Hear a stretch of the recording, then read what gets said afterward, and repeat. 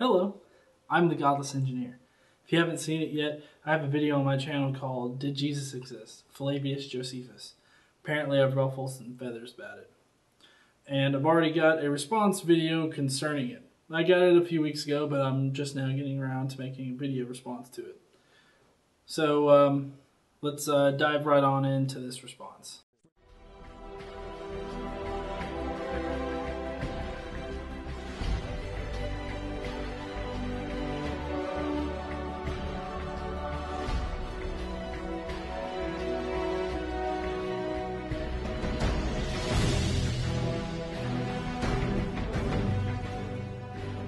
Hi ladies and gentlemen, welcome back to another episode from Belief to Unbelief.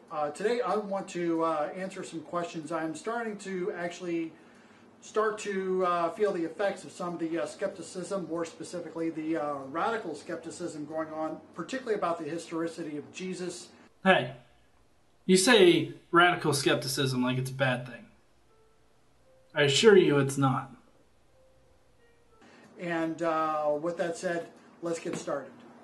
So before I start, if I sounded to be a little bit agitated about this, I'm going to tell you right off the bat, I'm sorry for that. So just going to have to bear with me in this time while I go through my explanation here. And so hear me out. I'll be honest, dude, you don't sound agitated in the least bit in your entire video. Okay, let me open this up I want to tell you guys a story here. I'm sure a lot of you don't even know me, let alone probably know my name, but let me tell you something in history for the sake of fact. So, I'm going to let him talk down there while I give you a brief synopsis of what he's talking about, his evidence, and then my response. So, basically, he played middle school football. He is a eyewitness to it, because it was him. We have him as a source. It's a pretty good source. But he also has a check that his dad wrote to the league, but he claims that you won't be able to determine that it was actually written for the league or whatnot, so we have this indeterminate check.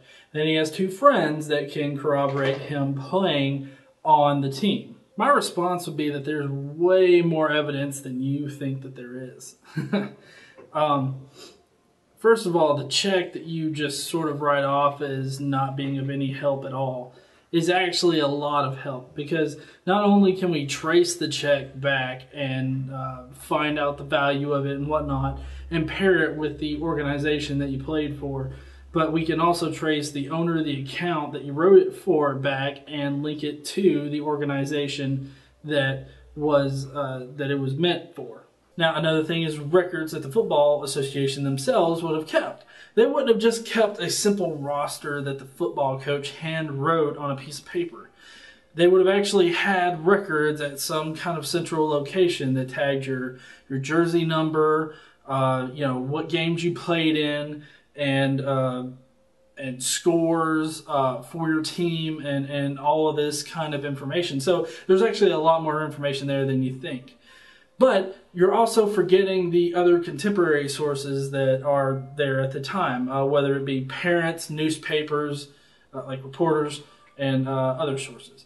So there's actually a lot of things that we can do to verify that you played for 2 years in middle school for this particular association, for this particular team. So your entire example up front here is kind of bogus. Now,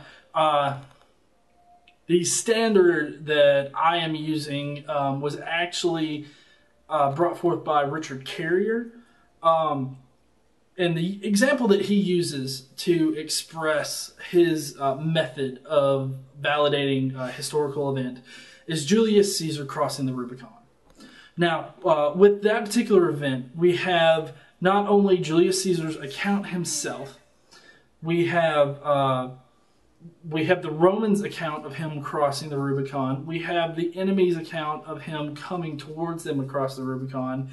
And we have contemporary historians of the time writing down the shit as it's happening. But also, on top of all that, we have like physical coins and other things that survived right around that time that show Caesar crossing the Rubicon. One thing that I forgot to point out here also that goes into Carrier's method for proving history is that in Caesar crossing the Rubicon, if he hadn't have actually done that, then a lot of things in history could not have happened if he hadn't have done it. So it makes sense that him actually crossing the Rubicon actually happened due to events that depend on it happening. Whereas with the Jesus Christ, his crucifixion or even his life didn't necessarily need to happen in order for people to base a religion around the idea of him. It's totally plausible that somebody could have thought this guy up. Or the more probable solution of cobbling together a bunch of different mythical Christs together in order to form a single Christian religion. So we have multiple things that corroborate this one event. So we don't know the exact details of it. Like, for instance, we wouldn't know how many touchdowns you scored playing this middle school football. But we would know that you actually played football for him. Just like we know Julius Caesar actually crossed the Rubicon so many ages ago.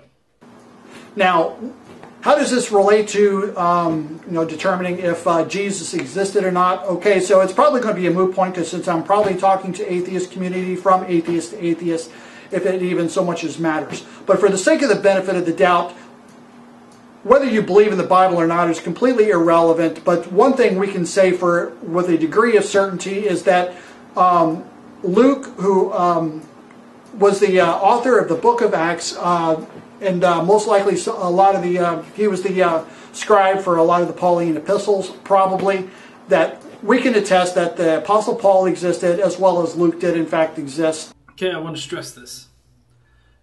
The apostles, like Paul, Luke, all of these supposed authors of the Bible are just placeholder names. They're not actual people that wrote the Bible. There was no Paul, there was no Luke, there was no John. None of those people actually wrote anything in the Bible. The Bible was written like at least 80 years after Christ's supposed death. So there's no way that any kind of contemporary account of Jesus' life exists within the Bible. And I believe it was Acts chapter 19 where the Apostle Paul acknowledges that he knew Peter as well as Jesus' brother James. And using that,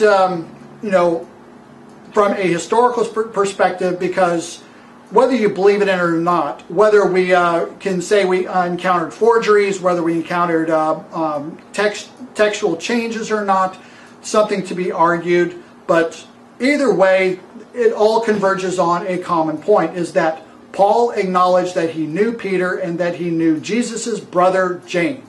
Now, I find it really funny that you use Paul here in order to say, well, Paul existed and he accounts for Jesus, so that must mean Jesus existed. Because Paul's Jesus never actually existed on earth.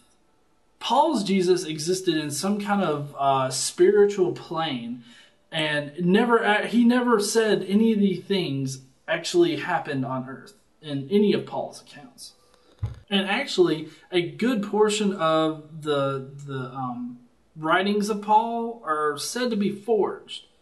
So it's hard to really know exactly what this author that we have deemed Paul wrote.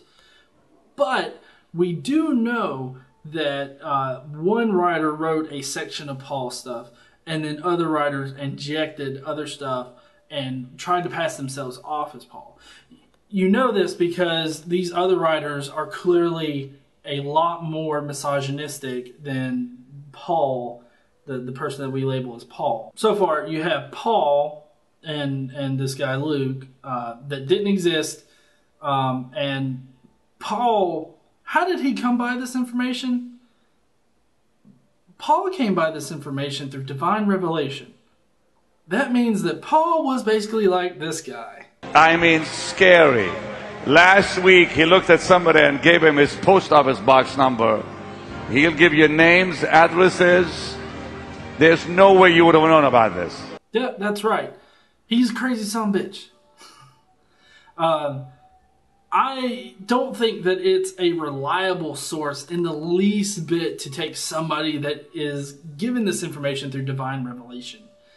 I mean, once you say that, oh, it was given to me in a vision, all credibility goes out the window.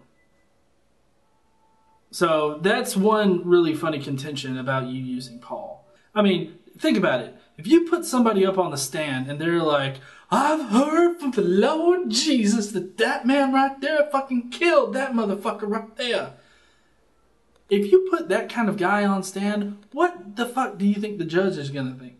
You think the judge is going to sit there and be like, well, that is just eyewitness testimony right there. Holy fucking shit. Bag him and tag him, motherfuckers. Get him. Arrest him. No, that's not what they're going to do. They're going to be like, what is this shit? Who put this piece of shit up here on the stand?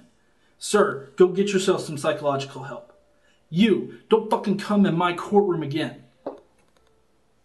That is what would happen. Not some kind of acceptance of this stuff. You know, I seriously can't believe that you're an atheist and that you're using the Bible to justify what's been claimed in the Bible. I mean, seriously. You can't use the claim to justify the claim. I don't understand why. See, the thing about my Did Jesus Exist series that I am preparing is that we're looking at contemporary sources at the time. And so that means that it's sources that were written around the time that Jesus existed, or supposedly existed. And you're just going to simply find that there are no contemporary sources for Jesus at all. None. None whatsoever. In your Bart Ehrman reference, it even mentions that fact. I don't know if you guys remember, but there's a meme going around of Bart Ehrman saying that there is no first century accounts of Jesus whatsoever. None. Nada. None whatsoever. I look forward to your reply to this, if you are in fact going to do a reply. Depending on your content of the reply, I might respond to it again. You can find me on Twitter. I know that you already know my name, but it's just Godless Engineer. I invite everybody watching this video to message me there. Just out in the open, whatever. I talk to anybody. Please like, comment, subscribe. Let me know what you think about this video and my response to them. I felt that I was pretty mature, rational, and reasonable. Y'all have a nice night, and don't forget to think skeptically and stay godless.